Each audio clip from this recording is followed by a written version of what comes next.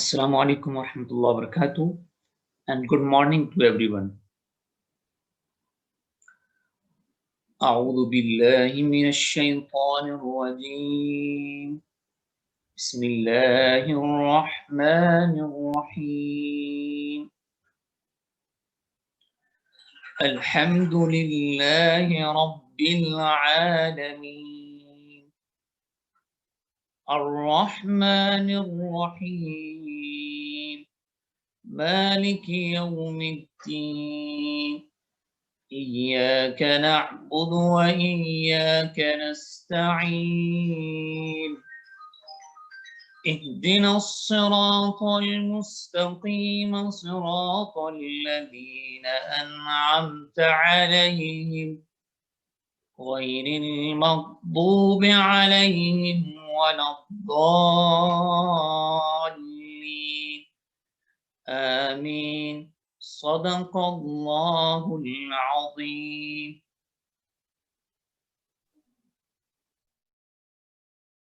Thank you, Asif sir, for the soothing prayer. I would like to begin the day with the enlightening words of Mahatma Gandhi.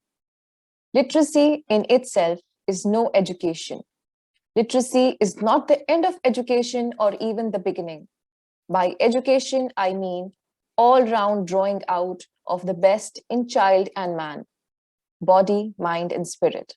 A very good morning to everyone present here. This is Mehak Latif Khan, the primary section coordinator of Shanti Niketan Indian School and your moderator for the day. A warm welcome to all our viewers out there who are here to witness the 6th Inter-School Teachers Discussion Forum hosted by Shanti Niketan Indian School, Doha, Qatar. I am elated to greet the dignitaries for today's session. President of Shanti Niketan Indian School, Mr. K.C. Abdul Latif, and all the management members, Qatar chapter convener, Mr. Philip, Principal, Bhavan's Public School, Principal of all Indian Schools Qatar chapter, teachers, educators, academicians, viewers, a very pleasant morning to one and all.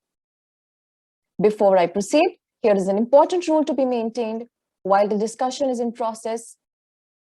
You're free to, please keep your mics on muted unless you're speaking. You're requested to post your queries or suggestions in the Q&A box. Also, please mention your name and the name of your school from where you belong. Thank you. A Japanese proverb truly says, better than 1,000 days of diligent study is one day with a great teacher. So let's look forward to make this day a memorable one with a panel of passionate and dedicated educators who are here to share with us their views on today's topic, challenges and opportunities in implementing NEP 2020 in schools. Without much ado, let me introduce our eminent panelists for today's discussion. Mrs. Fiona Mary de Cruz, an ardent faculty member of the Department of English from MES Indian School. Mr. Aljo John, a passionate teacher who shows keen interest in music, photography, and traveling from Bhavan's Public School. Ms. Payal Das, a social science teacher from Shanti Niketan Indian School, a dynamic speaker who is always eager to grab knowledge from wherever it comes. Mr. Raja Rajan, a postgraduate currently working in Ideal Indian School as a physics teacher for the past 4 years. Mr. Rakesh Verma, a dynamic professional from Birla Public School, having experience of 10 years of administrative experience and 30 years of hands-on teaching experience. Ms. Nandita Ray, a passionate educator from DPS Monarch with an experience of almost 18 years in the education domain. Mrs. Sahania Marwa Mattal, a professional teacher with an experience of 8 years from Noble International School. Mrs. Rajni Philip, from Olive International School. She's the head of social science department, having a work experience of 4 years in Qatar and 9 years in India. The National Education Policy 2020 is the reformation of the Indian education system into a modernized one.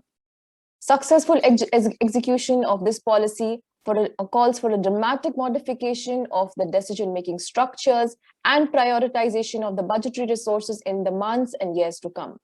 The NEP calls for a large-scale implementation of magnitude never before attempted in anywhere in the world.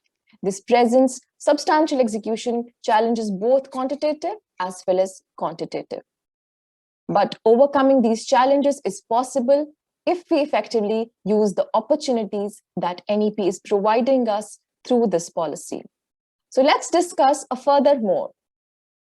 The focus according to NEP, NEP 2020, what we understand is on the quality rather than the quantity of education.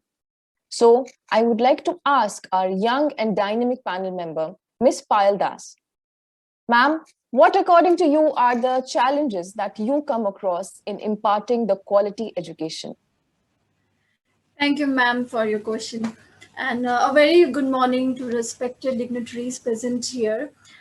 Before I start, I just want to speak a brief note about quality education.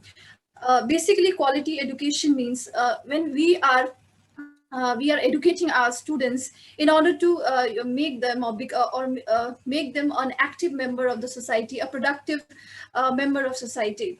And there are a few challenges which, as a teacher, what I think that we face. And one of the first challenge which I think is developing critical thinking among students. Now, the main question is how to develop this critical thinking among students. That is the question which comes often, which we when we teach in our class. So what I think that, like, being a teacher, our job is to make like to teach our students that how to think, not what to think. Right, ma'am. We need to focus that the way how they are, thinking, rather than implementing or instructing in such a rigid way where the student will not be independent.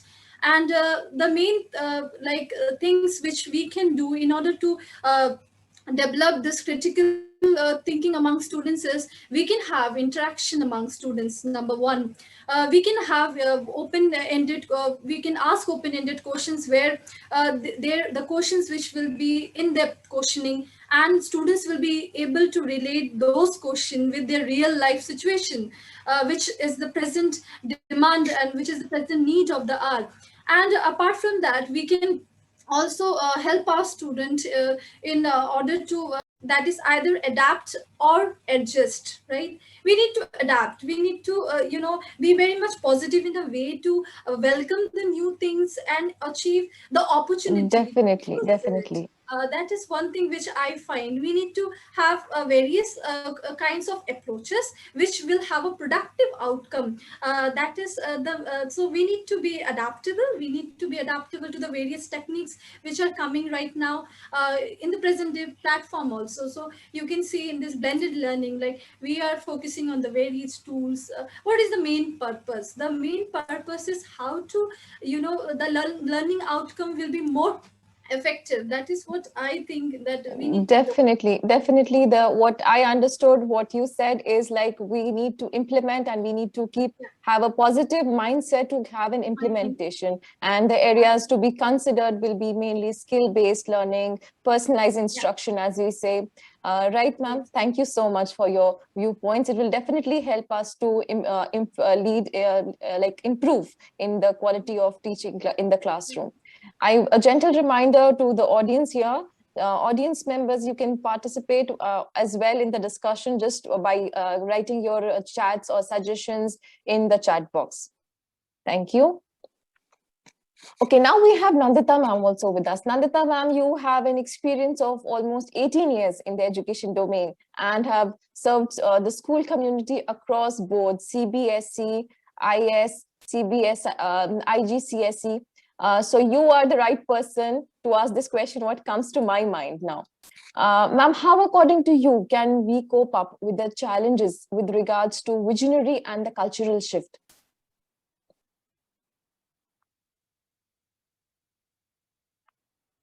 Please unmute, Nandita ma'am.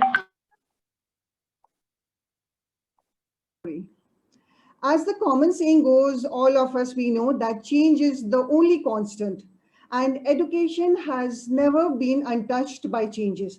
Ever since we think of education has undergone changes, but at a much slower pace than the changing world. Change in education was always affected by the changing needs in the world, whether we think of the invention of numbers for counting or the concept of zero. India, as a country, had gone revolutionary changes in the education system. Let us think of the British colonial period, wherein India had to adapt an education system which aimed at marginalizing the language barrier so that they could, say, have skilled laborers, producing creators, thinkers of the common mass was not a priority for the Indo-British education system. This needed a rigorous changes. So here we are with the NEP. As Benjamin Franklin once said, tell me, I forget. Teach me, I may remember. Involve me, and I learn. This is the best way to involve a learner, is to ignite the inquisitiveness in the minds, which will cater to the hunger of knowledge and eagerness for involvement. This is what we say, as also Payal ma'am was saying, it is this experiential learning. The Right, ma'am. entire shift can be effective and impacting and produce exceptional outcome only and only if we as educators are able to transform themselves by moving out of the traditional methodologies, that is thinking, coming out of the comfort zone and thinking out of the box. One such visionary shift is to break the departmentalization. That is, we have right from the school to colleges and universities, we have that is Department of Math, Science, say humanities, all other etc. And they have also subparts. We have to break, yes, but for that we need interdisciplinary curriculum, and for that expect to be interdisciplinary curriculum to be framed, and which there is a say in NEP also. They are thinking on that same terms.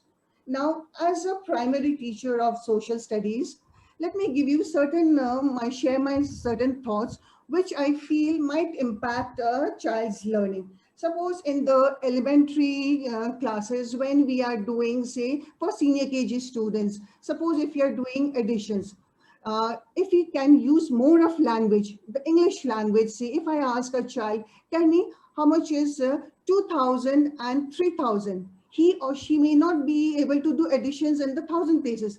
Just with my finger counts, he or she might be able to tell, yes, it is so many thousands. In the same way, when we go for math, say fractions, say in classes 2, instead of giving them numeric denominations like 1/3 and 1/3, why can't I say, yes, child, please tell me 1/3 apple and another 1/3 apple. How much will it be? He or she very willingly, joyfully will come out with the answer. Yes, ma'am, it is 2/3 apples.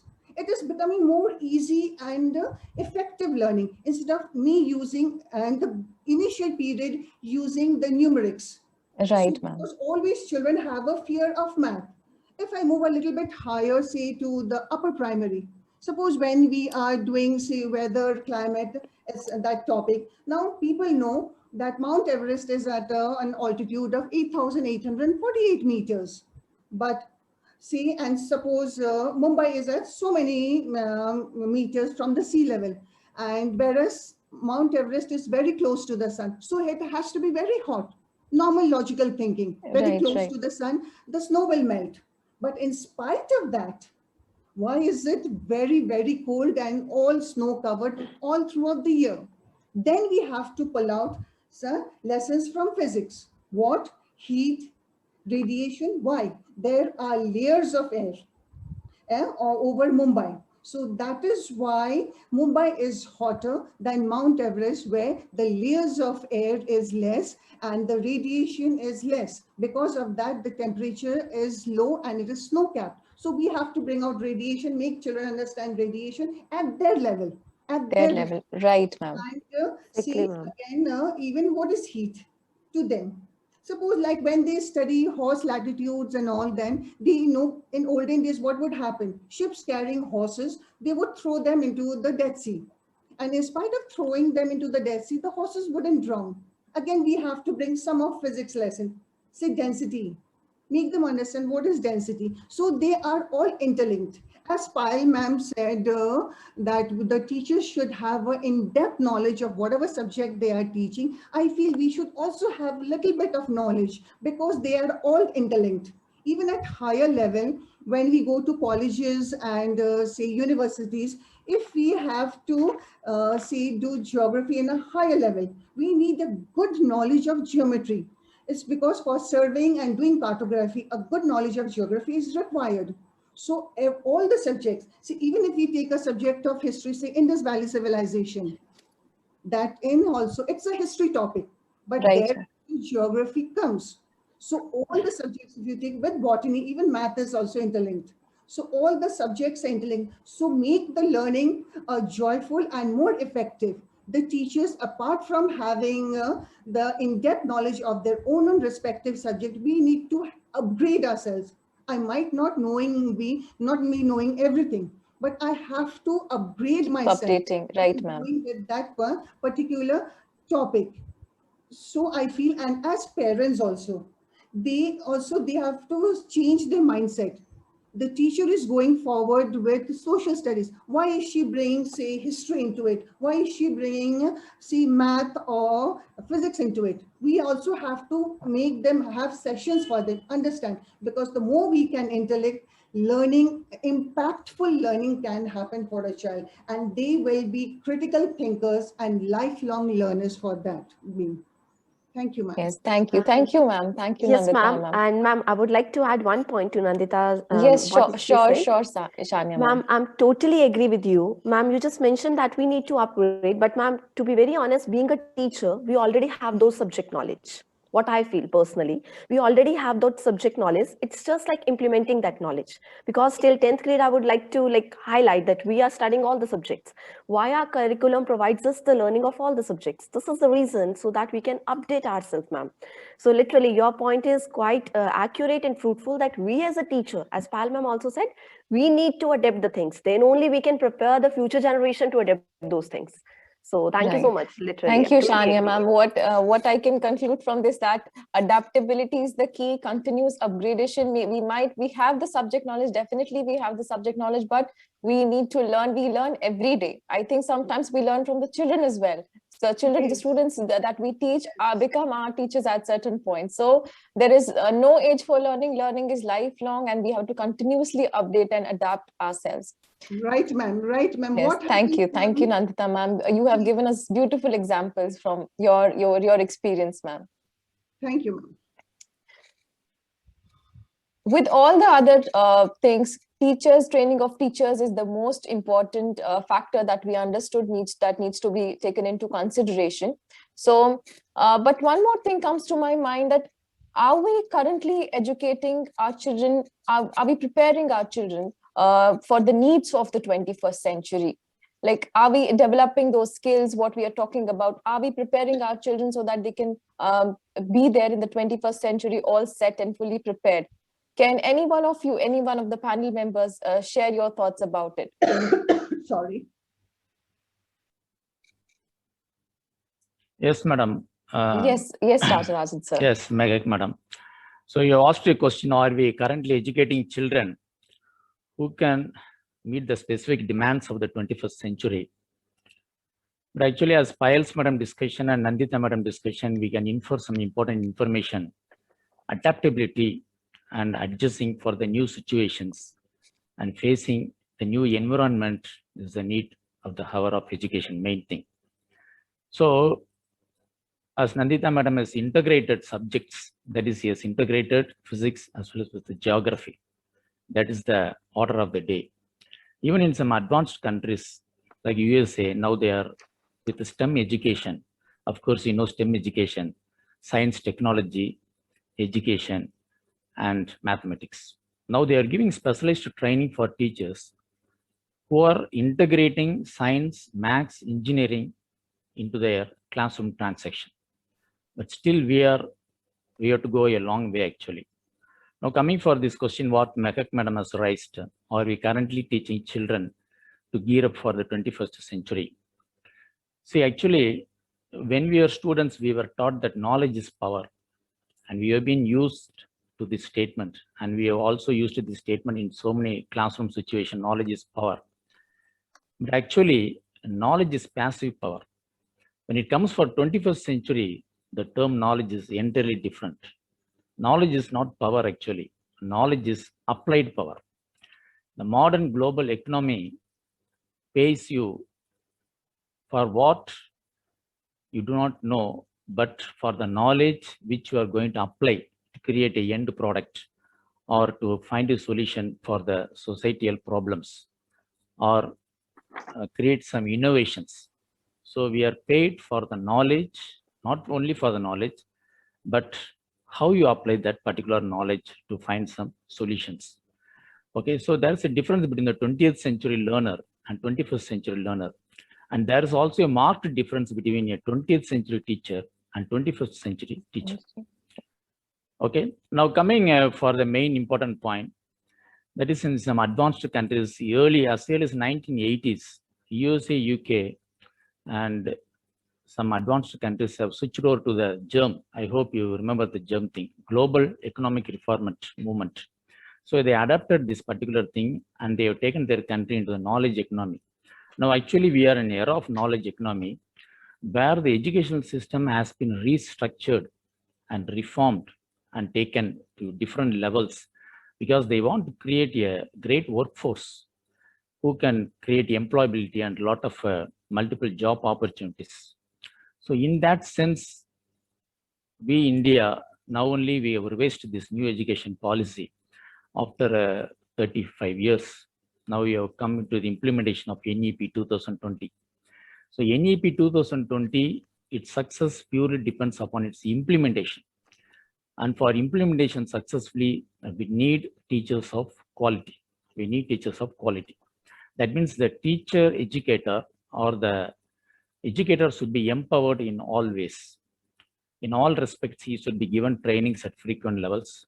Then only he will be able to seamlessly and effortlessly integrate technology into classroom transactions. Now we are living in a digital age where the traditional classroom approach or the one size fits all, the pen and pencil approach have been thrown away. It is already outdated. Now we are in the 21st century. As Payal Madam told that the 21st skill century, the main basic building block is 4 C's, that is communication, collaboration, creative thinking, as well as creativity, critical thinking. But now see, since we are living in a world of digital era, if India is not just running parallel with other advanced countries, then we'll be thrown away. So only this NEP, although it has a lot of features, very praiseworthy features, and I will say three important things.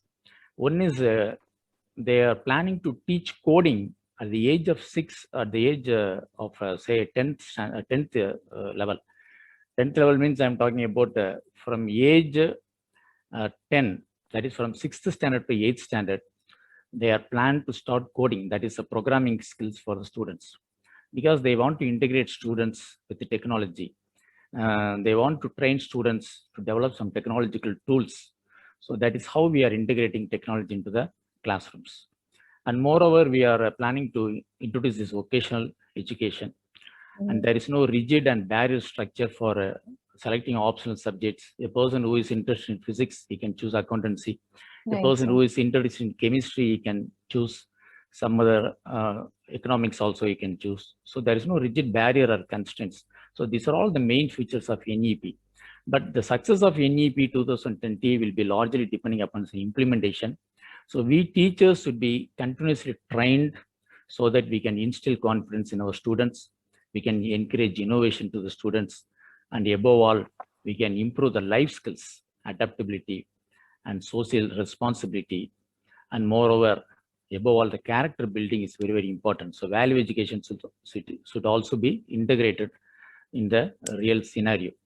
So this much of skills are there, 21st century skills. But I don't know, sometimes I ask you a question whether a student can inculcate all these qualities during his school education. I don't think so. But anyhow, the platform is set for the teachers. So we teachers have to equip the students and we have to take the students forward for the 21st century skills, where we can develop a robust India. Thank you, ma'am. Definitely, definitely, sir. Thank you for sharing your viewpoints. There was a lot to learn from this. Teachers will definitely try to integrate the life skills in their teaching and learning process, and teachers have to be positive to make our children and prepare our children for the 21st century. Thank you, sir. We have another panelist here with a rich experience of 30 years. Rakesh, sir, here we are talking about the multinational community and the implementation of NEP. So we being the educators in Gulf, how do you think can NEP 2020 help the children of Indian schools in the Gulf countries? And what about the implementation? Do you think how effectively can we implement this in the true spirit, sir? Thank you, Ms. Mahak. I appreciate the introduction. It's great to be speaking with you all today. Now imagine jumping out of an airplane and discovering that parachute doesn't work. What memories could flash before you? Think of the moment when your host is giving you a jug full of juice without the glass to drink from. Similarly, the government of India has formulated and placed before us NEP, New Education Policy 2020, which every one of us are proud of. At the same time, we must know how to implement it in the true letter and spirit. Now, we, the teachers of Gulf, have a great responsibility. The students of Indian schools are waiting for us to help them and help implement the policy in a true spirit. And but one thing is there that these students will not have bookish or rote learning now. We have to implement them, and then they will be free from bookish learning. Now, first of all, main points I will be telling you. First of all, it is Sanskrit, which is being given more stress, and the mother tongue, which obviously is the need of the hour. But being in the Gulf, some schools have Arabic language to be, some of the countries have Arabic language to be given as a compulsory language. So there will be a challenge for us where we will have to have English, Arabic, and as well as mother tongue. Some of the countries also have Indian language as a Hindi language to be for the Indian passport holders as compulsory. So I don't think we will be in a very comfortable position to have mother tongue as well as Arabic or Hindi and English. So there are no 4 subject options. There are only 3 subjects options. So we have to deal in this area. There are educators and principals and people who are very much apt to tell about this. Similarly, as Dr. Rajarajan has said, that there will be an option. A science stream student can take music, and similarly, a humanities also student can take biology or some other subject, vice versa. And then vocational training. Vocational training will be given right from class 6. As again, Mr. Rajarajan has said, coding will be taught from class 6. Just imagine a student learning carpentry, gardening, coding, robot making. So in that way, the NEP has a very great outlook regarding the vocational training. But for that, we have to have labs. We have to have special areas. But with the time constraint and with the resource constraint, our management of the different schools to come together and have different. For example, one school may have marvelous kitchen garden, while the other can set up automobile repair hangar or airport hangar, where aircraft maintenance can be demonstrated.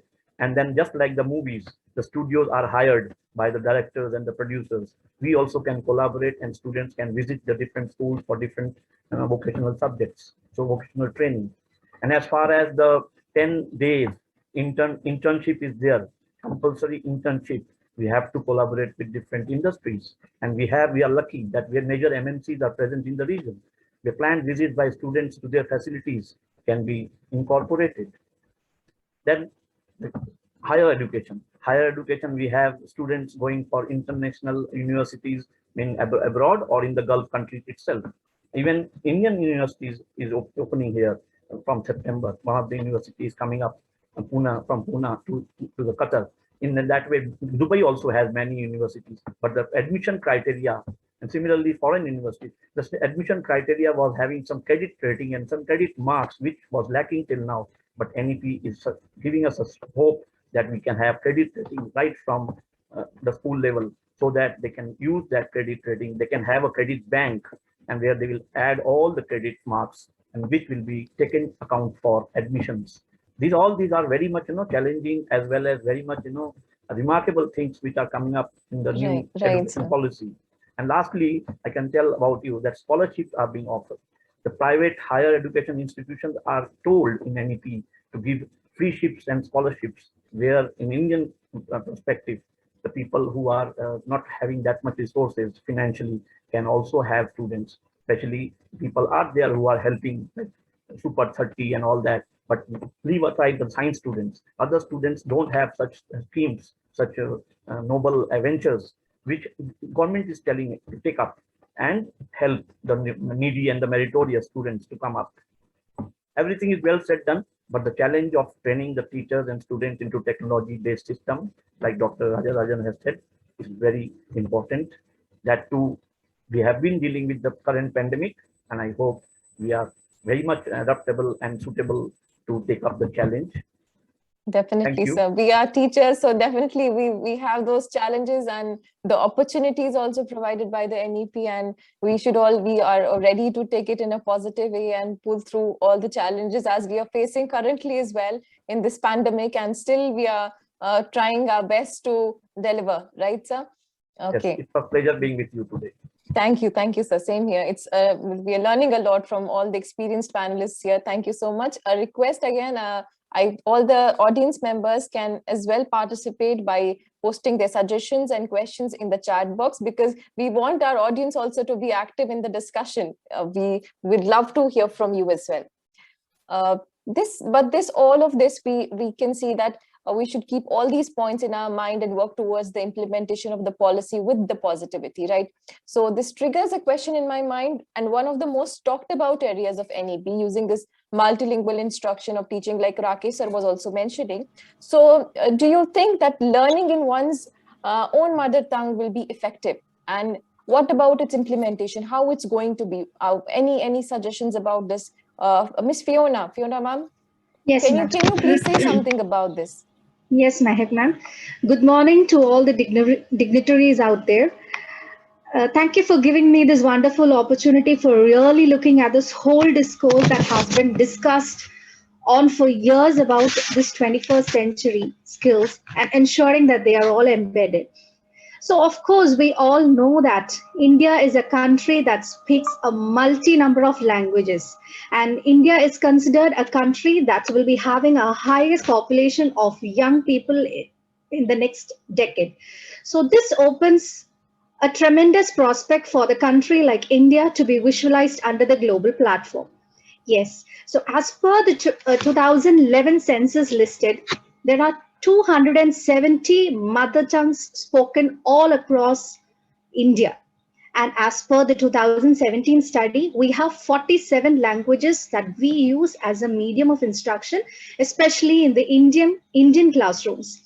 So what I have to say is early schooling in our mother tongue is recommended as the new national education policy leads to the strong foundation which can improve learning, increase students' participation, and also reduce the number of dropout rates as evidence from all over the world.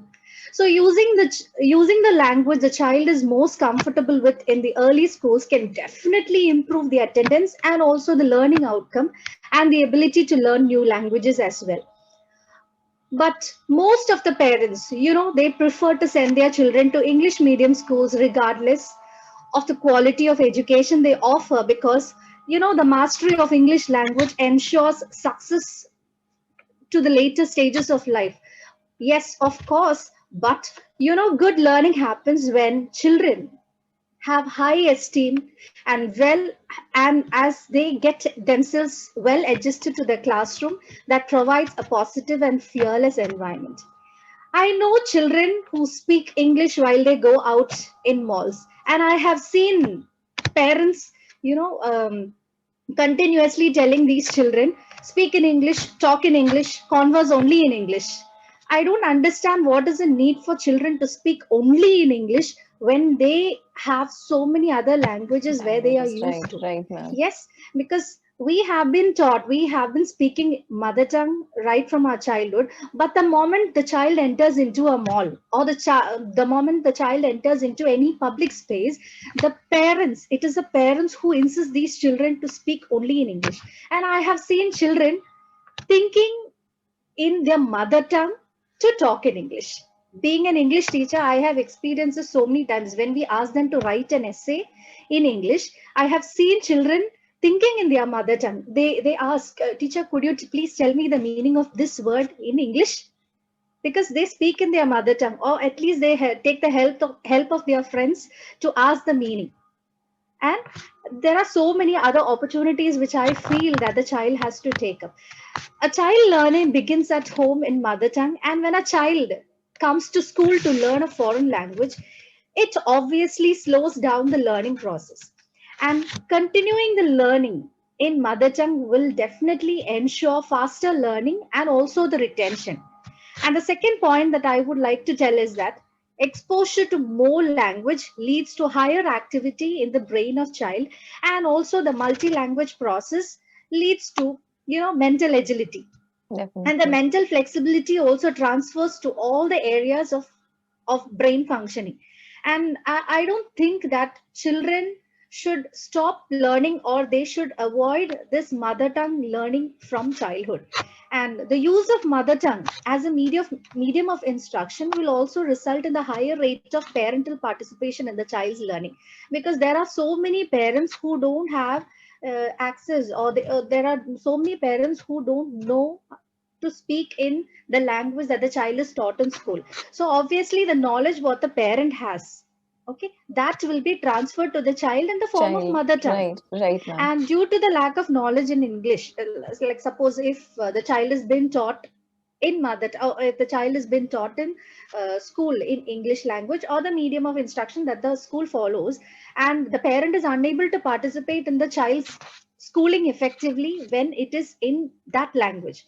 So I think parents can also participate in the child's learning process if it is if early schooling is done in mother tongue. And the change of the inclusion of mother tongue will definitely eliminate the challenges leading to strong home school partnership. And of course, whenever something has been implemented, we always have these ifs and buts. But right, ma'am. Yes, so it is all up to us to take things in a positive way. Thank you, ma'am. Right. Thank you, ma'am. Thank you for your insights. As Ma'am. described yes, ma'am. Yes, ma'am. One thing Yes, I yes, would Shania, like ma'am. to bring in notice, ma'am, the reason the parents think that the child must know the English is undoubtedly the one, ma'am, that English is a language which is the major language for communication. Yes, ma'am. Like if we talk in India also, ma'am, there are, as you mentioned, that there are multiple languages are there. So, but still, the mode of like communicating is English. So Yes, ma'am. undoubtedly, ma'am, this is the preference of the parents. But according to me, making it is a superior language. For example, we'll be very honest, ma'am. When I was teaching in India, and our school noticed that the students are lagging behind in their mother tongue, they made one day. They gave 1 day reliability to the students and the teachers, that only 1 day, a defined day in a week, they'll be speaking in their mother tongue. So that, because it was mandatory rule to speak in English. But what happened? This was a concern of the parent. No. If you will implement this, my child will speak in my mother tongue in front of my guests also. How will they get to know that my child is an ICSE student, he's going in an English medium? And that literally shocked us, ma'am, hearing this, that the parent itself is not wanting. They have understood the concern that why their child must know the English, but they has taken it as a superiority. To know English is not a superiority, according to me. To know a mother language is also a thing of pride.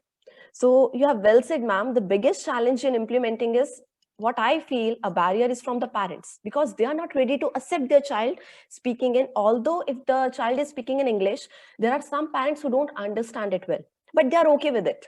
They are okay if they are having miscommunication or not complete communication with the children, but they want to see them with the English. So literally, ma'am, this is the biggest challenge I also used to see as an English teacher, that the parents are not wanting that their mother tongue should be taught to the students.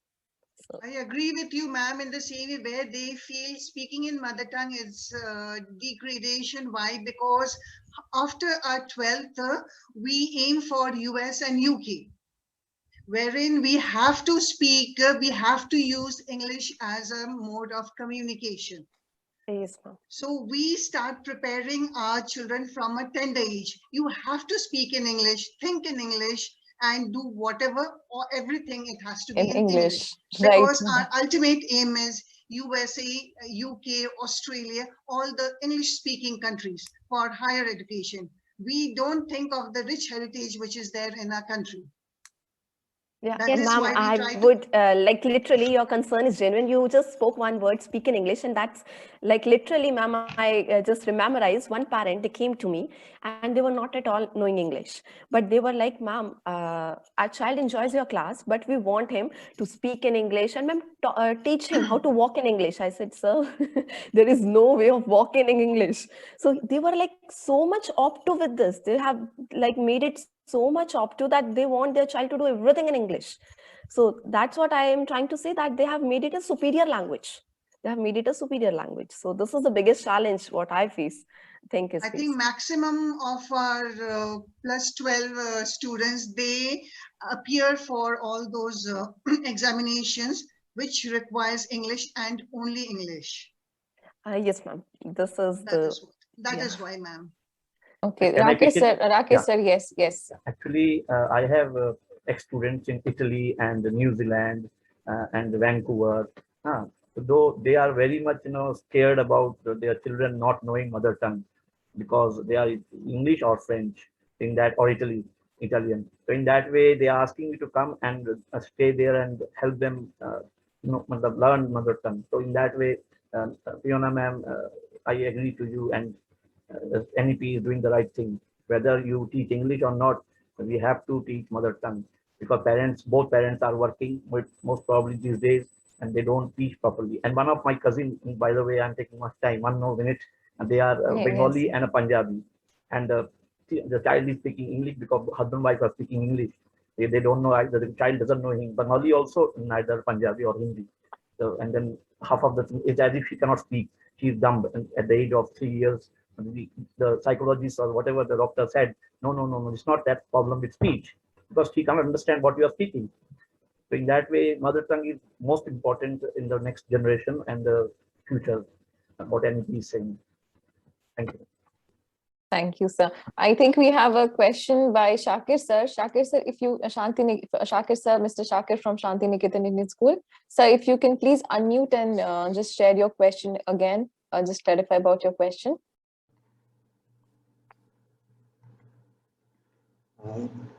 Good morning, everyone. Thank you, ma'am, for giving me this opportunity to ask my doubt. So basically, we are talking about multilingual approach, right? And we talk about promoting means mother tongue in the schools. So in a school environment, particularly in Doha, where we have students from different nationalities and from different linguistic groups in a class, how effective would it be to adopt mother tongue in a class while ensuring equity and inclusion? And don't you think that it would be a great challenge for a teacher to manage and execute this? Can anybody highlight this, throw more light on this? Yes, sir. Definitely. We'll ask any one of our panel members. Like Actually, if we are, yes, sir. Yes, actually, Rakesh sir. what I think mother tongue doesn't mean the medium of language will be mother tongue. The mother tongue means we have to teach as a subject. What I think in NEP, or especially for the Gulf state, what Mr. Shakir is telling, we will teach that language because we don't teach other subjects. Gujarati we don't teach, Marathi we don't teach.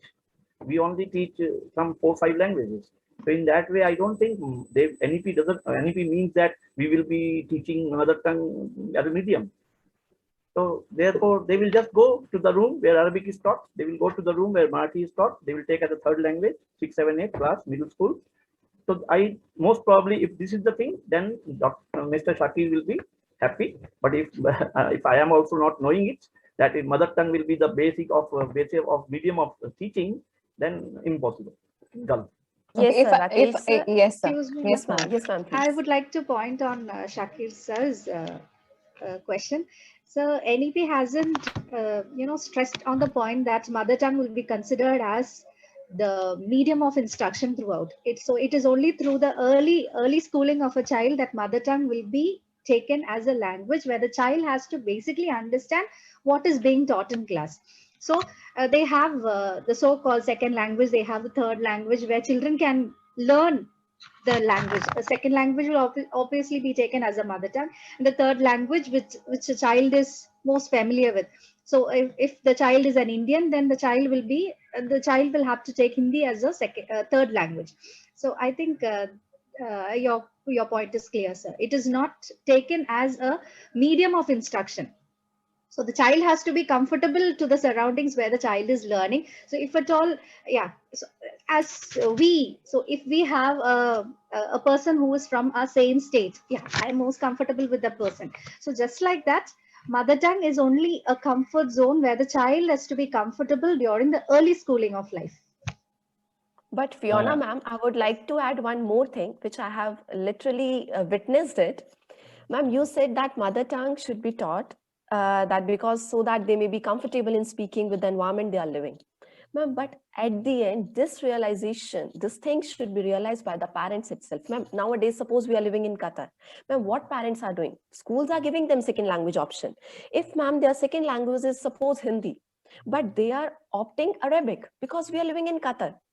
So, ma'am, the purpose is not solved until and unless the parent is not realizing the importance of learning mother tongue. Because mother tongue we are teaching so that obviously, ma'am, it's not like their family members, everyone will be so much fluent in English, especially if we talk about the grannies and all. So mother tongue, we are like wanting them to teach so that they can feel the importance of the language, they can represent the place where they are, they can communicate with the people they are living with when they're going back to India. But what parents are doing, they are taking Arabic as a second language thinking that we are living in Qatar. So the purpose is still not solved until or unless the parent is not realizing the importance. Yes, Shania, ma'am, I feel once the process is in implementation, once we start the implementation process, definitely parents will also go in the flow, come in the sync, and they will also realize the importance. And when NEP has now, it's not only about the language, NEP is focusing on the holistic development of the child and keeping in view this multilingual approach and the instruction of in the class or in the junior classes. How can this multilingualism help in the holistic development of the students? Or I can reframe this question, like, how can we make it as an easy approach? We are saying we'll make it easy, but how can we make this an easy approach to make the learning process more easy? I guess, can any one of you speak about it so that we can further clarify Mr. Shakir's question as well? We can give him a better answer. Yes, Aljo, sir. Yes, I think I can contribute something to the queries which are already raised here. Yes, sir. There are words in the soul of a newborn baby waiting and wanting to be born into this world.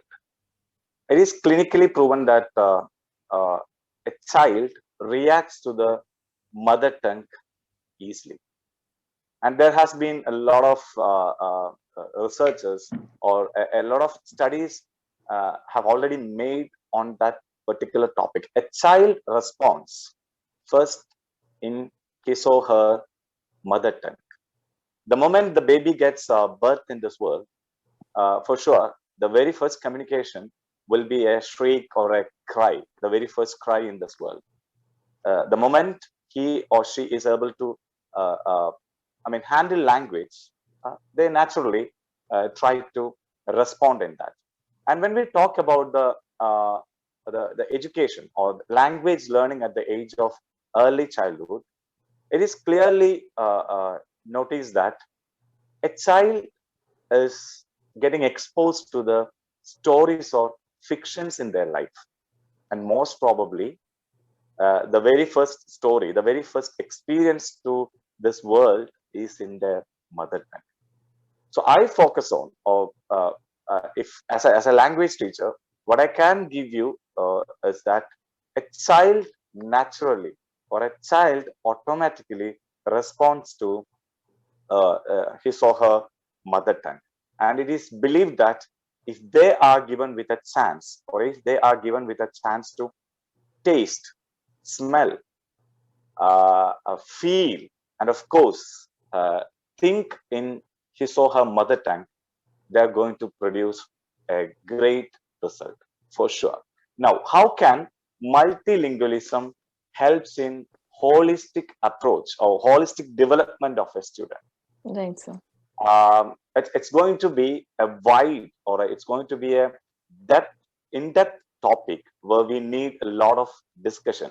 And at the same time, a holistic approach, I mean, the development of a child in a holistic way.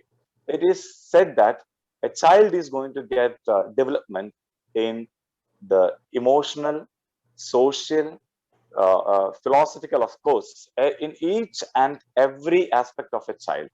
And multilingualism, how can multilingualism help a child to grow in a holistic way? It is said that a child who is capable of having some imagination, reproducing it through his mother tongue, and of course, he is going to get the result in his own. He feels more comfortable when mother tongue is being introduced. And it is rightly said that the holistic development of a child is possible with the help of the new system, I mean, multilingualism. And when we go in detail to the topic multilingualism, I think as it is suggested in NEP 2020, I think I can go through the main aspects, the main points of the particular topic multilingualism. And immediately after that, I think many of the queries which are already raised here in this class or in this discussion form will be answered. I will be in a position to answer that, because I had many questions or many points to disagree with when the queries were raised. And I think I do believe that if we go through the main points or the focus of multilingualism in this platform, everyone will get it more clear. The topic multilingualism aims at exactly, it is the medium of instruction. Medium of instruction is going to get shifted to mother tongues or regional languages, or it is said home languages. Rightly said by Ms. Fiona, I think the medium of instruction is going to get implemented till class 7, I believe. Yes, it is 7.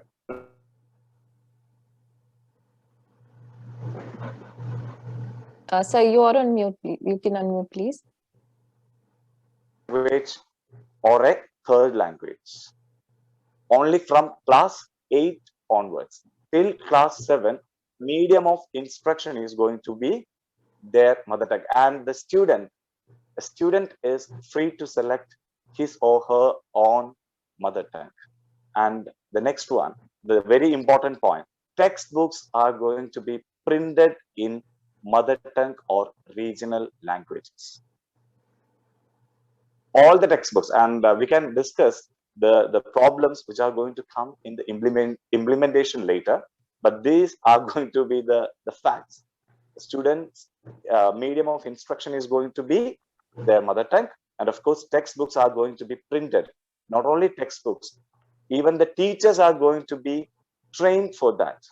The teaching notes, each and every study material is going to be printed in regional languages. And what we can expect from this is that we require the demand, or we have the demand of bilingual teachers. A teacher cannot concentrate, or a teacher cannot focus his or her mother tongue. They should be bilingual. I think I want to add a point to this. Beyond bilingual teachers, we need multilingual teachers. An advantage of multilingualism.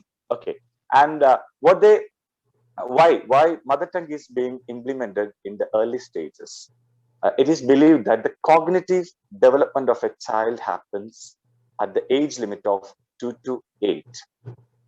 The cognitive development, and for a child, it is very easy to adopt. It is very easy to get adjusted with the new ideas in their mind when it is in mother tongue, and that's the reason why they implement, or why it is suggested that early childhood teaching should be in the mother tongue. And now when we go for the regional languages, as I already mentioned here, for the language teachers, for the community of language teacher, it is going to be a new experience, because all the language teachers will be on high demand around the country or all around the country. And language teachers are going to be on high demand. And the challenge or the trouble that we are going to face when we implement these languages, there comes the question.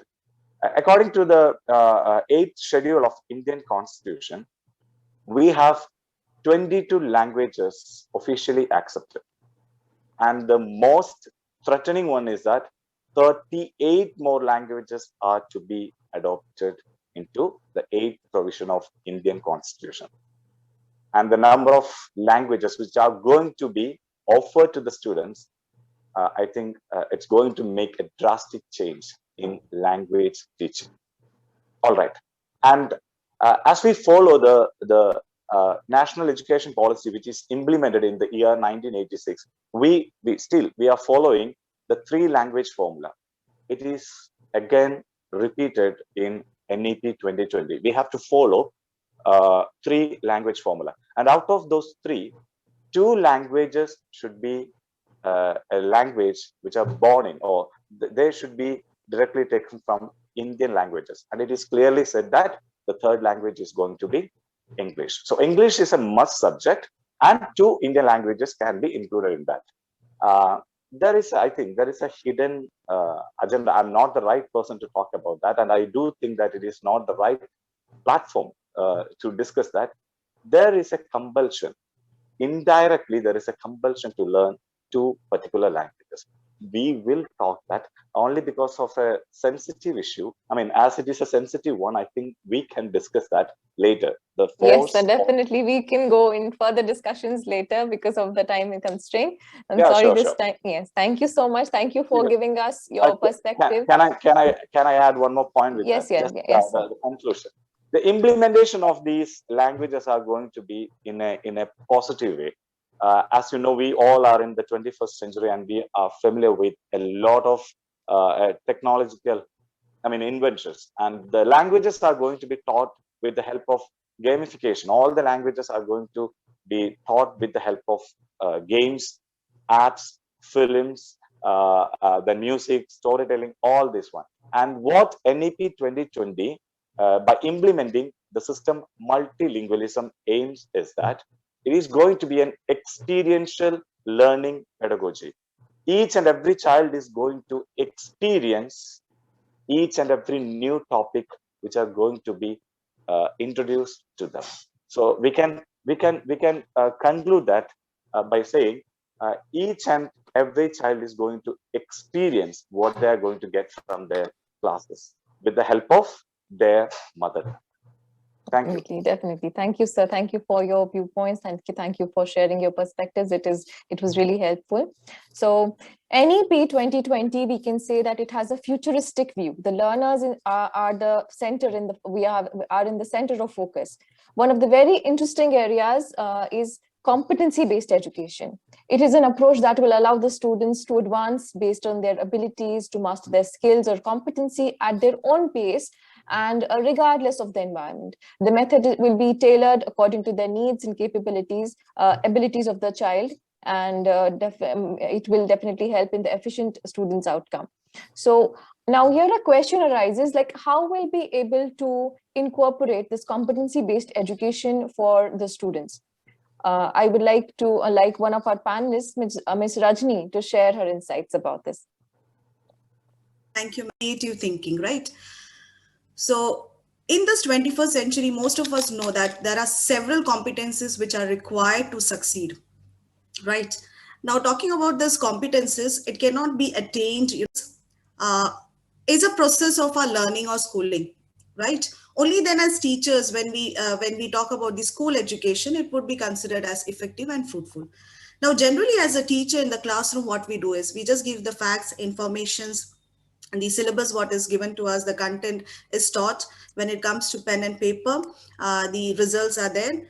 But what about the students who have not scored good marks, right? Somewhere we are answerable, or else we are not focusing on the skills what they have, right? So when we talk about the competency-based learning or competency-based education, it is an outcome-based approach, right? And it is to ensure the proficiency in learning by students, right? Through demonstration. Like skills, values, attitudes which are required for dealing with real life situations at that particular age or at the grade appropriate level. Now, suppose when I'm teaching them a topic on politics or democracy, give them a real life situation, give them a real life problem. Like, suppose you are going to be the president of India or any country, what changes would you like to bring? Or if you are going to be one of the presidents, what changes will you bring in the constitution? Give them such value-based questions, or give them such real life situations. So competency, when we talk about, is a set of skills, abilities, knowledge that helps the individual or the student to perform a given task in real life. So what are some of the suggestions? There may be a question like, ma'am, how to do it? Or it's very simple. CBSE has given us n number of activities. We have the work education. We have the SEVA activities in grade 9 and 10. And when we talk about the interdisciplinary instructions, you can include the scholastic as well as the co-scholastic. That is for lower grades. Go for arts, go for storytelling. Let's go for collaborative learning. Right now, I don't remember exactly who, but said about the flipped classroom. That is the blended learning with integration of ICT. Yes, we just saw in the chat box some of some of the viewers were sharing. See, when we talk about case studies, generally it comes when it is grade 8 or 9. Go for case studies from grade 4 level. Give them projects. These are the main teaching learning process under this approach, because several competencies are required for a child to succeed. It's not just the pen and paper. It's not just the pen and paper. Right, ma'am. Right. So when we talk about competency-based learning or competency-based education, it is an outcome-based approach, right? Because the child has to demonstrate his skills at that particular age or that the grade to which level he is. So hope, Mehak ma'am, I answered. Yes, ma'am. I have one more question with this.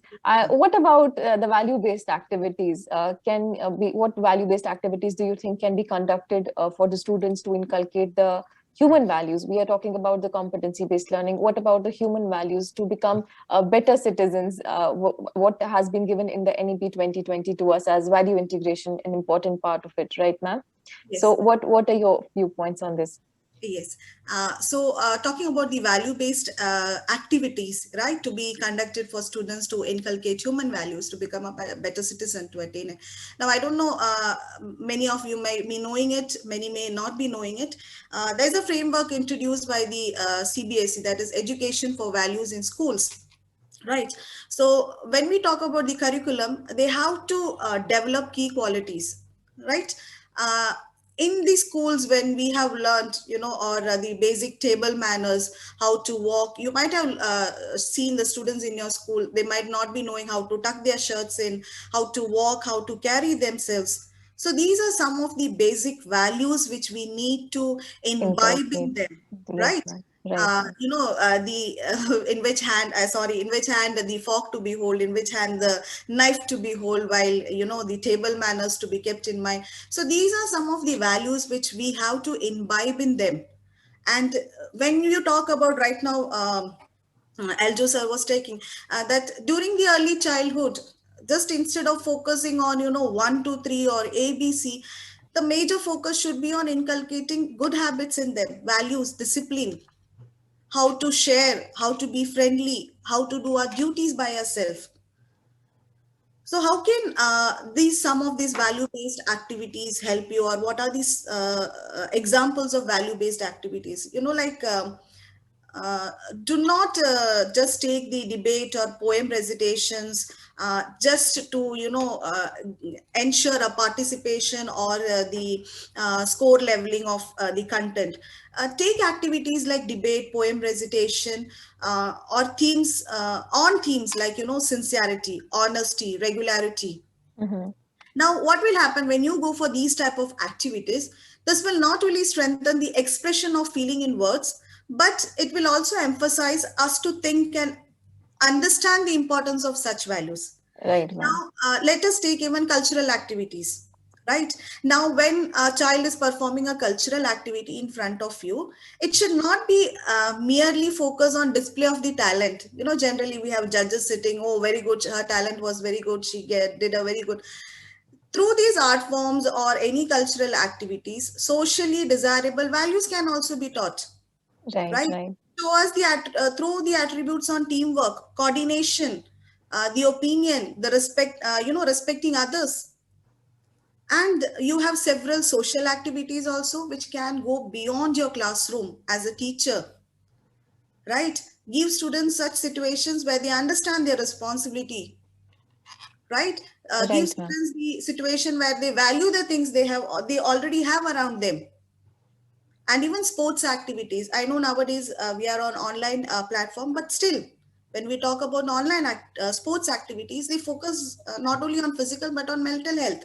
Right. And when we talk about the sports activities, there are certain values like team spirit, honesty, determination, right? And even during this sports activities, students also learn to respect each other's effort and accept the defeat.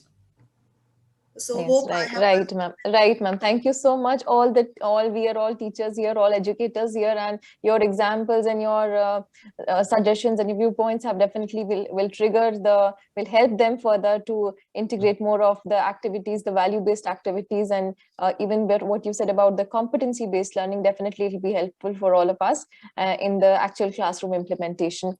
As Ms. Rajni was speaking about the skills and connecting to the critical thinking and the creativity. And NEP 2020 will ensure the holistic development of the learners. Nothing that the mark sheet has become the pressure sheet for the students and the prestige sheet for the families. This new policy will not only remove the pressure, but will pressure from the child, but also will create the interest in the child. The child will start loving what he's learning, and the approach will be also creative. Being facilitators and being the mentors, how can we effectively help in developing this critical thinking and creativity in our children? Ms. Shania, can you say something about this? Ma'am, according to me, education is not about only the academic progress of a child. It must ensure the overall progress of a child. For example, as you mentioned just now, that it's true, ma'am. We as a teacher also know this, that these report cards, these mark sheets, they have become the pressure sheets for the students and a prestigious sheet for the parents. For the families, yeah. There is it's for the families, for the parents, just to showcase. And we as a teacher know this, whether we admit this at the end of the day or not. And now, ma'am, this policy, which the NEP is going to implement, the critical thinking and creativeness, ma'am, to be very honest and blunt, this has given us the opportunity to we teachers to change those mark sheets into the achievement skills, to the assessment skills, I must say.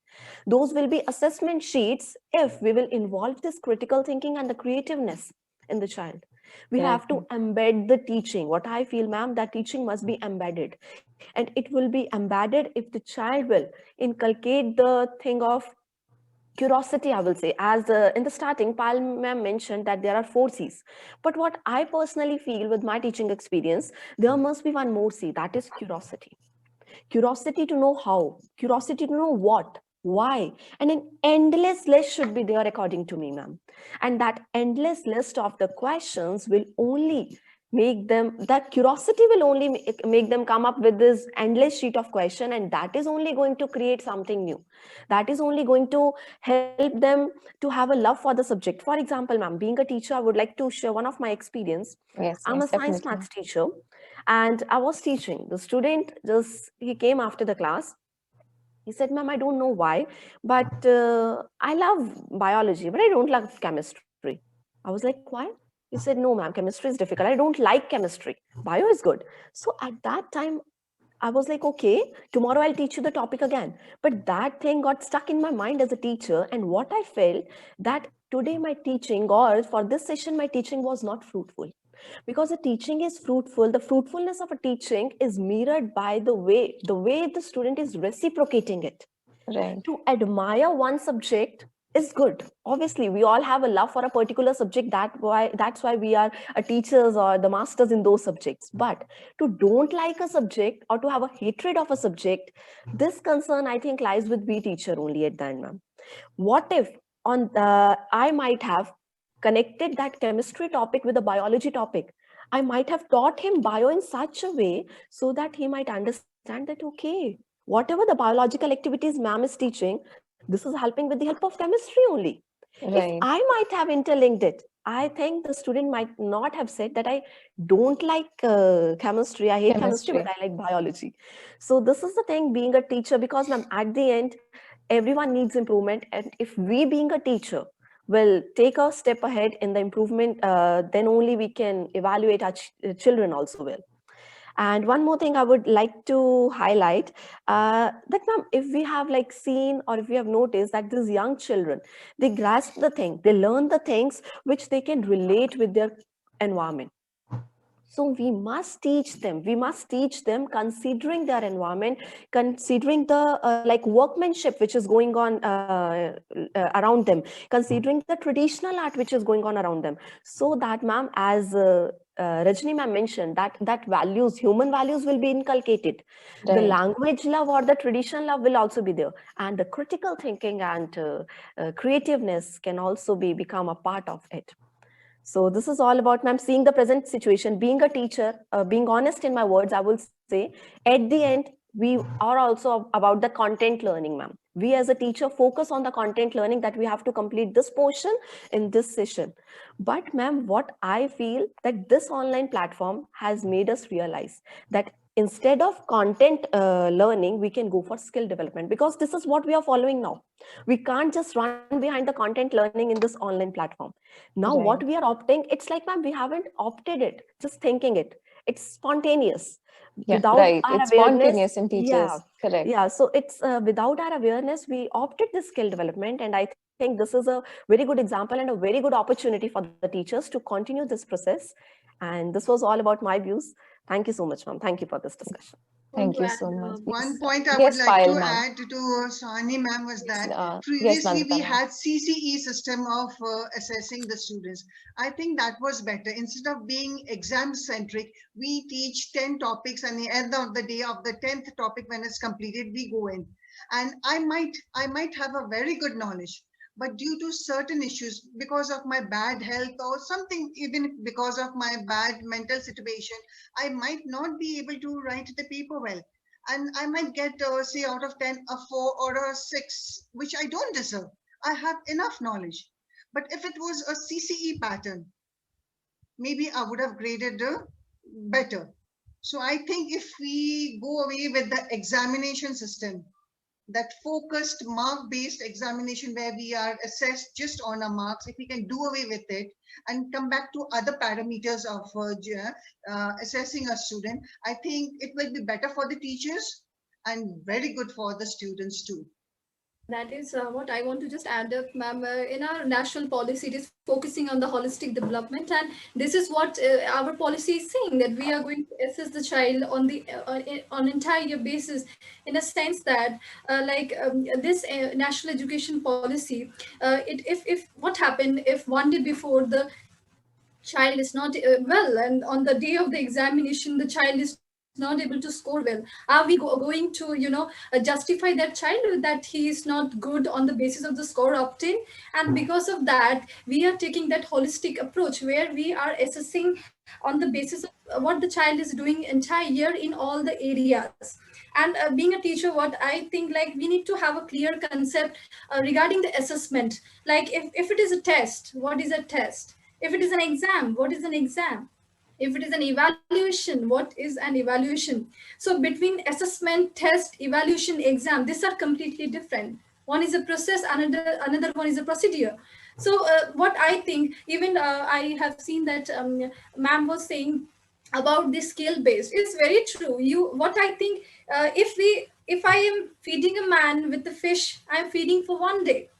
If I'm training him to catch the fish, I'm training that man to feed himself for lifelong. That is what the skill-based education is focusing on. We have to train them as a lifelong learners, not with the semester of exam. It is getting over and the things are getting disappeared. What I think. So absolutely, we have to be focusing on the skill-based education. That is what is a need, I think. I agree with you. It should be application-based knowledge. Because suppose if you want to multiply 104 into 96, why should we go the traditional way of 104 into 96 and go all the steps, and there'll be probability of errors in multiplying and in addition? Why can't we go a square minus b square, which will be much easier? Just applying our previous knowledge. Ma'am, can I interrupt? Can I have add some point? Yes, sir. Yes, sir. Payal ma'am, Nandita ma'am, you are correct. And then MEP also is looking for on this direction. PARAK, performance assessment, review, analysis of knowledge for holistic development is in the cards. Automatically, they will be setting standard of examination like formative assessment, and they will be giving us all these holistic development tools like assessment and like CC, what we did in CC. It won't be pen and paper, only one final exam in that way. So we should be very much, optimistic and very much, looking forward for that new education policy 2020, and government is looking into our gray area. Right, sir. I would just like to call in one of the audience members, Miss Hajra Masroor from Birla Public School. I think she's asking a question in the chat box and has posted a question twice. Ma'am, would you like to please share ask your question here on the platform? Yeah, good morning, everyone. Yes, good morning. Yeah, my question was only on this NEP policy of assessment based now. No separation, it clearly says that no separation of assessment based upon co-curriculum, academics, or whether it is vocational stream. So how we are going to join all this together? In what way we are going to assess? As ma'am already has put a highlight upon it, telling that we can assess their emotional well-being, we can assess their social well-being of the child, and there is a special emphasis upon the healthcare of the child also there. So basically, assessment is upon competency-based assessment. And how Rakesh sir just now have mentioned that we used to do earlier like CC, comprehensive continuous evaluation. So that has become regular, formative, and competency based. So we are going to test their higher order skills based upon their analysis, critical, and conception clarity. So this has all been revised in a more processed way. So what all we had been doing, it's the same thing, continuously tracking of learning outcome of each child in a flexible manner. And we are going to involve self-assessment and peer assessment. Later on, National Assessment Center, PARAK, will bring greater synergy in board examinations also. We will look in for that. So self-assessment, peer assessment, assessment by teachers, assessment by parents. It's 360-degree multi-dimensional thing. And the report card of the child, what we used to get earlier, a 2-page report card or a card where only the grades of the child was being shown. Now it's going to be more elaborated. Progress in cognitive, affective, and psychomotor. And the report card will look like holistic report card, skill-based. Report card will be 20 to 30 pages. So it's a big challenge for all teachers to get gear up and go ahead to start assessing your children in whatever way possible. Definitely, ma'am. Thank you for being a part of the discussion. Thank you, Hajra, ma'am.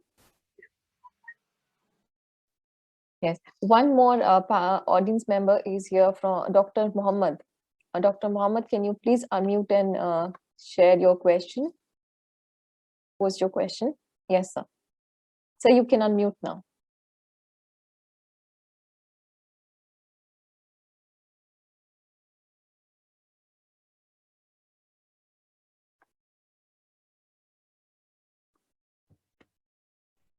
Dr. Mohammed, please tell your question.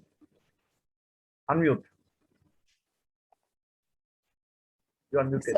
Yes, sir. You can speak now. Actually, this is I had given some questions regarding which is not exactly the discussion that is going on now right now. You're right, sir. You can ask those questions as well. We can just have a word from our panelists. Yes, sir.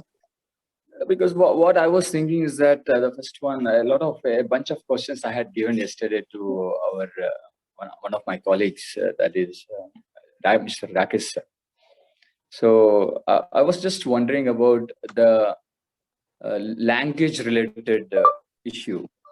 Particularly, we are not giving any, we as a GCC teachers, or at least Qatar teachers, we are not giving much attention to the teaching of Arabic, actually, which is very much needed, actually, because students will be getting jobs if you are having at least a basic understanding about Arabic. But what I found in my school also, most of the students, even after their stay here around 15, 20 years, but they don't know anything Arabic, because it is, most of the Indians are coming to Middle Eastern countries. And what they are lacking is that only this language, okay, this Arabic.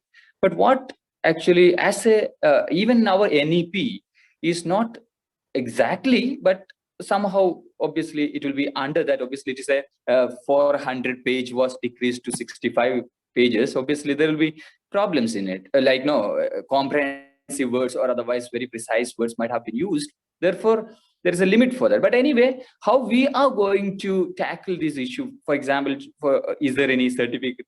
Not certificate, obviously, students, children.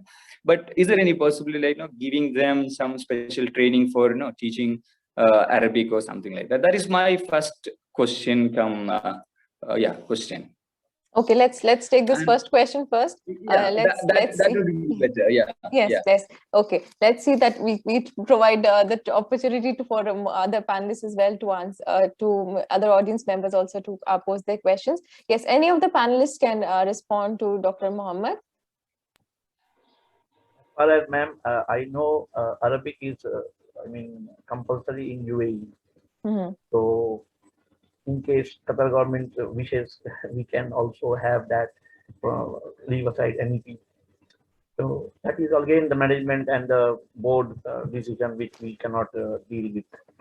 But the question is very introspective. We can talk in future and discuss with our wherever the panelists will be in concerning the policymakers. We are only implementers, if they Right, sir. Definitely, we are the implementers. But good idea. But it's a very good question. As far as difference in Gulf countries are concerned, it should be uniform, and uniform in Indian schools, South India, North India, and uniform in the Gulf, so that every Indian students are, those parents are transferred from Oman to Qatar to UAE to Bahrain, and they don't suffer in the Indian schools, as well as in Kerala to Bombay to Bengal to Banata. All these people, they are transferred, especially the Kendriya Vidyalaya family of parents. So they should have a uniform, and then local boards, they also should have uniformity. It is very challenging job. Maybe the Kerala board won't agree, and maybe West Bengal board won't agree. And in that way, I remember Left Front in West Bengal. I was actually brought up in Calcutta. They introduced English from class 6 during Jyoti Basu's time when I was in class 7. That time, all my juniors did not know English from my neighborhood, and they were not at par with us when we came to joint entrance and other NEET. Or that time there was no NEET medical exams, because interview they could not speak. They were very good in maths, very good in biology, but English, as a ICSE, CBSE had, they did not have. So all these things should not happen again. I'm skeptical about it. I hope Dr. Mohammed question is a little bit replied. And wonderful. But at the same time, there is another issue is also there. Language related discussion that was going on. I could not get chance to obviously to speak at that time because multilingualism and all. What I think is that what the discussion that NEP is putting forward is actually the multilingualism, means even the 3 language system that we are having in India or we had in India, because a student cannot reserve full time for language studies. And apart from that, there's a question, why we are implementing this language, that is multiple languages. Some people were here sharing that It is for better understanding, better understanding. So mother language, what do you mean by mother language? How do you define mother language? That is also a very important question philosophically, actually. See, according to psychologists, they are telling that the language which you dream in, that is your mother language. So we can also, in being in Gulf, a student is, I had a discussion in my sociology class.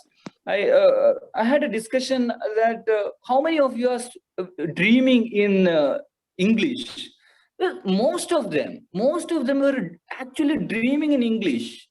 That means their mother language, even though we are telling that I'm from Kerala, therefore my mother tongue is Malayalam, because whatever I'm speaking, I'm translating. The translation process is happening here. Okay, translations are continuously happening. That is why I'm calling the mother tongue Malayalam as my mother tongue. Therefore, but at the same time, to the students, English is, many of them, English is mother tongue. So the point is, even if you're training them in English from the childhood itself, that again, some people were arguing for mother tongue should be, the medium should be in mother tongue. Okay, so this English also can be a mother tongue, and therefore I would say again the continuation of the earlier NEPs, National Education Policies of 94/92, that is also putting the same thing, same idea only. Anyway, so can I? I'm not taking much time. So the issue is that we are not going to get any solution. Yes, sir. We understood your point as well, as we were discussing, like once the implementation starts and we hope the things take place, normally we have a better understanding about it, right? Thank you for your questions, and thank you, Rakesh, sir, for your response as well. Yeah. Yes, sir. Can I go for? Can I go for some other idea that is related? So I'm really sorry. I just want to have some more. Okay. Sorry, because of the time restraint. Okay. Sorry. Really sorry. No sir. issues. Okay. No issues. Yeah. Okay. Thank you, sir. Thank you for your viewpoints. Okay. So we have some more audience members who want to join in. Miss Rekha Mani. Can we have Miss Rekha Mani with us? Yes, ma'am. Yes, ma'am. You can ask your question, ma'am.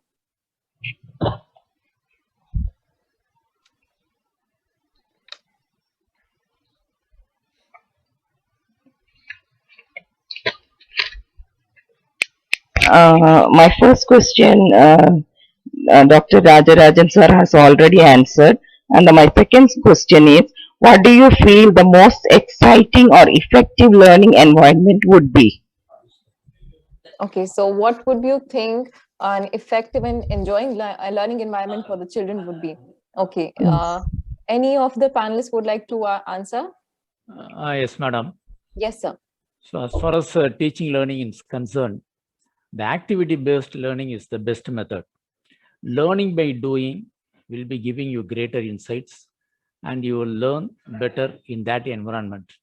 Because when students do an activity, so they learn in collaboration, they try to teach others, and peer learning takes place. Apart from that, they're able to handle and touch that apparatus or devices. So tangible effect is there. So when they're doing an experiment, they do the calculations. So observation skills and accuracy skills, as well as psychomotor domain skills, are also improved. So the best way, as far as me, learning by doing is the best way as far as science is concerned. But similarly, when you go for some languages or some other subjects, debate and discussion oriented or storytelling method or participatory method or even project-based learning will be the best suitable method. So it depends upon which grades you teach and which subject you teach. So based on that only, that particular method can be tailored, madam. Definitely, sir. It is what we can coin in the term, like Dr. sir has just told, posted in the chat box. It's active learning, where everyone can learn and they can perform as well. It should not be just one-sided learning, and it should be active learning, wherein the learners and the teachers both have an active role, not only one-sided learning takes place. So wherein the learners actively participate and enjoy the learning process. Okay, thank you, sir. Ma'am, yes, I would like to add one more point with Yes, Rajarajan sir. Definitely. It's going to be NEP 2020 focuses on experiential learning method. The same what is said by Rajarajan sir. Everyone, each and every child is going to get an experience in the classroom. Right, right, sir. Every Yes, child. madam, I accept with John sir, but actually the main challenge before us for implementing this NEP 2020 will be implementing the technology in the classrooms. Some teachers will be very good in subjects, but now they'll be having little problem in implementing technology. And some people will be very good in implementing technology, but they'll be having, I'm not saying they will not be having subject knowledge, they're having, but less. So now we want to integrate both. So as far as the 2020 NEP is concerned, if a teacher is not updated using technology in the classroom, and he is definitely going to be outdated. So the integration of technology is very, very important, and we have to be given hands-on training how to use technological tools in the classroom. Already we are doing for this past 1 year since pandemic situation has Definitely, come. sir. We have learned a lot of things. Like a blessing in disguise for everyone. Yeah, blessing in disguise. We have learned a lot of things actually. And yes, sir. Rajarajan sir, we can expect multi tasking superheroes as teachers here in our schools. Yeah, sure, the system is implemented for sure. NEP is in total expected to be implemented by 2040, and then they have integrated teachers B.Ed course 4 years. So don't worry, our government, the future governments will be very much capable of fulfilling what we know, what we want, what we desire, what the students want. Definitely, when the things are in process, and we are also keeping up ourselves updated, upgraded. Like just the example of this pandemic, we did not take much time to upgrade ourselves. I think many of us were not that capable of handling this technology platforms and Zoom meetings and all. But now see how well versed we are. Within just a short stipulated time, we upgraded ourselves. In the same way, Oxford and Harvard University. Right, sir. Right, sir. Okay, thank you, sir. Okay, I would like to call one more audience members. That is Mr. Santosh Bedker.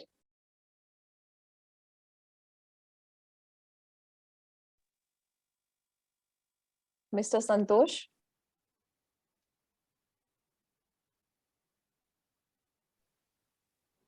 I think he might have left, madam, because he's a quiz master actually. So he has left, I think. Just now he informed me. Okay. So what's his question, madam?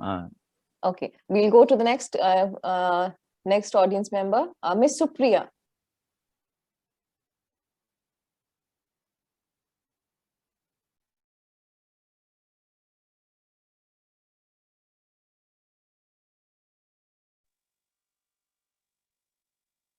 Okay, if Miss Supriya is not with us, then we have Miss Tanu Madhvi. Yeah, good morning, everyone.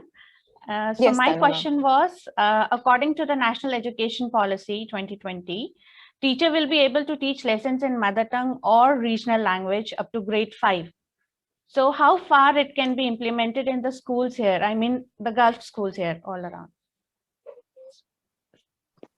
Half of it has already been answered already. Again, I think the ball goes to Mr. Mohammed sir. Again, the ball questions is revolving. But actually that Kasturirangan sir, chairman of New Education Policy 2020, he has given on an interview that teaching mother tongue is not compulsory actually. It depends actually. For a given region or for a given societal needs, we can modify, especially for Gulf countries. Actually, what you have is the 3-language formula, teaching mother tongue up to grade 5 and preferably up to 8th standard. He says that you see whether it is applicable or not. It is not compulsory that we have to teach like that. Even I think in Gulf countries, we can go for Arabic as Mohammed sir told. I think there is no barrier or constraints in imposing Arabic as a second language. I feel like that because it is mentioned clearly that it is not mandatory. But actually, as far as in Indian context, the question raised by Tanum madam is very different actually, because when you are teaching mother tongue up to class 5, and this will pose a great problem for the children of migrant laborers as far as India is concerned, because you see that so many North Indian laborers are coming to South India and South Indian people are going to North India. And if a person learns mother tongue up to 5th standard, and suddenly that migrant laborer goes to Kerala, and they'll be teaching in Malayalam, because if he's not going to be enrolled in some good English medium schools. So if they are putting in Malayalam medium, then they will be teaching Malayalam. At the same time, if he goes to Maharashtra, and they will be teaching Marathi. So for that children of migrant labor, it will be a great threat actually. They'll be facing a lot of problems. But as far as Gulf is concerned, it is not mandatory. We can follow Arabic, I think, because it is clearly mentioned by the Kasturirangan sir, that see whether we can adapt according to the region, we can adapt like that, as far as my knowledge goes. Thank you. Raraj sir, I think we have to follow the system which is going to be implemented in India. The problem is that most probably in Indian schools in Gulf, almost about 90% of the students are going to be from India. And if I know it is an Arabic country, and for sure in Gulf, the need, the demand for Arabic language will be on a higher degree. But at the same time, what if, as you rightly said, Rajaran sir, if there is a chance for a migrant labor to take his own family back to Kerala or back to Tamil Nadu or back to any of the states in India, what is going to be the future of that child? The child is the child is going with Arabic here in Qatar, and immediately if he gets a shift to India, what is going to be the medium of language then? And I think, I know the demand of Arabic language here in Qatar, but at the same time, we have to concentrate, or we must try to go with the system which is going to get implemented in India, or else the problem that you have already raised here will come, and we have to face that. No, Jansa, suppose a student is studying in Qatar up to 4th standard. Suppose he is going to Kerala. So here he has learned Malayalam as well as English, is it right? If he is enrolled in Malayalam medium, he will be learning Malayalam because he knows Malayalam already. And if he is enrolled in an English medium school, and the mother tongue will be English, so he can learn. I think it is not a problem for him. No, when Arabic is being implemented. No, when he goes to Kerala, Arabic is not a concern, no? What is the use of learning Arabic in Kerala? No, my problem is that if it is a compulsory subject and the medium of instruction, what is going to be the medium of instruction then? Where's the medium of instruction? Here in Qatar or in Gulf countries. No, here the medium of instruction, that's what I'm saying. No, it is not compulsory, they're saying. No, he has said that it is not mandatory, he says it is not mandatory to include mother tongue as a medium of instruction. It depends on the particular region. Okay, definitely we will just get a better understanding of this mother tongue part, because I feel we are still talking about it, and it's still in talks. And once we start implementing, as we said earlier, once we start implementing, we'll come up with the suggestions, we'll come up with the ways out how the implementation is going to take process. Okay, let's move further. We have one more audience member, Miss Mini Isau, with us.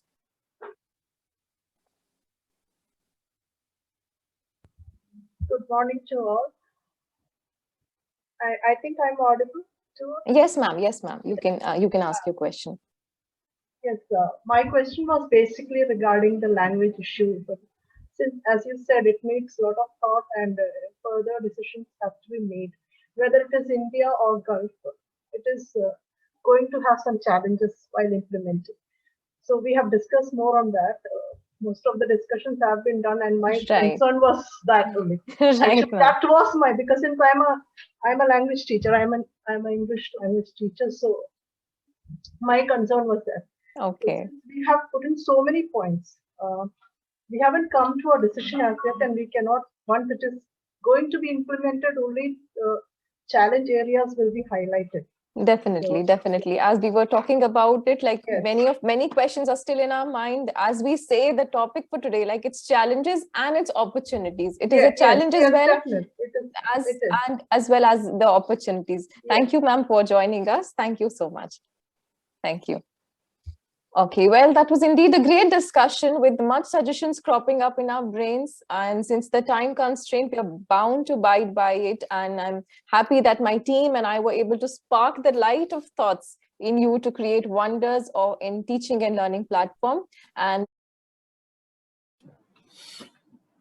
I think Mehek is having a little bit of a technical problem. We'll just continue for another 3 to 5 minutes till Mehek gets back. Okay, so talking about this NEP and experiential learning and whatever you have been discussing about, when we, what should I say, put this whole process together, the, the objective is where we learn to learn, we help children, in fact, learn to learn and to adapt to change by unlearning and relearning. That's a process. And I'm sure Nazia will agree with me. She's sitting and looking over there. So Nazia, do you have anything to add till Mehek comes? She's joined us, sir. Sorry, sir, for the everyone No for problem. my No problem. apologies. There was some technical issue. Okay. So before I take your leave, I would like to convey my heartfelt thanks to the president of Shanti Niketan Indian School, Mr. K.C. Abdul Latif, the management committee members, our principal, Dr. Subhash B. Nair, for organizing this event and giving this opportunity wherein we could suggest, we could share and have this discussion, have this lively discussion and suggest different ways for a unanimous goal, which will ultimately lead to the goodwill of the students. My heartiest note of gratitude to the Qatar chapter convener, Mr. M.P. Philip, principal of all Indian schools, Qatar chapter. I would place my thanks to the teachers, the academicians, and to the viewers and all the audience members who participated actively in our discussion today. A special word of thanks for the extraordinary panelists with me today, from Ms. Payal Das, from Shanti Niketan Indian School, Ms. Nandita Ray from DPS Monarch, Mr. Raja Rajan from Ideal Indian School, Mr. Rakesh Verma from Birla Public School, Ms. Fiona Mary De Cruz from MES Indian School, Mr. Aljo John from Bhavans Public School, Miss Rajni Philip from Olive International School, Ms. Sania Marwa Mittal from Noble International School.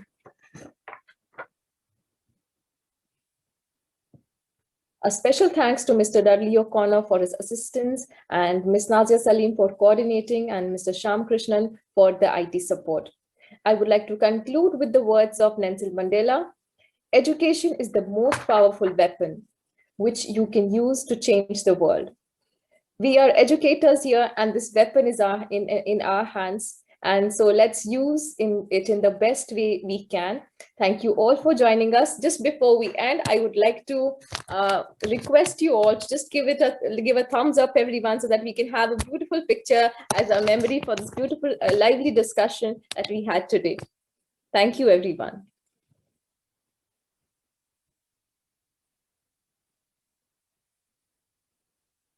Thank you for joining us. Thank you.